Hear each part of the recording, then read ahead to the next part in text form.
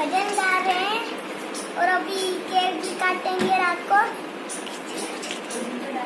और यहाँ पे सब लोग गुब्बारे फुला रहे हैं अपने, ये देखिए।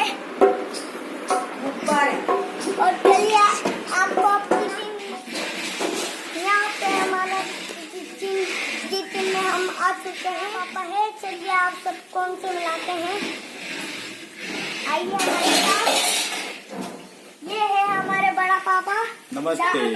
दाल बना रहे हैं। ये दाल बना रहे हैं। भी बाहर बन रहे हैं। और ये हमारी मोम है।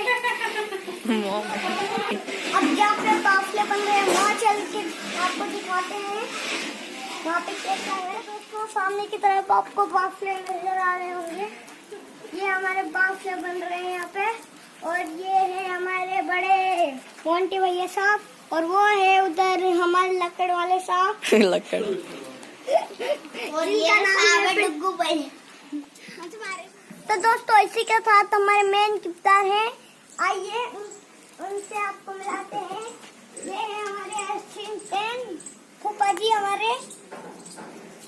और अगर जो आपको बाफले बनाने हो तो YouTube पे सर्च कीजिए और बनाइए। इस वाली वीडियो में खाली इतना ही। अगर जो आपको ये वाली वीडियो पसंद आई तो इसे लाइक करें और शेयर भी करें और सब्सक्राइब भी कर दीजिएगा। तब तक के लिए गुड बाय, टाटा और अलविदा।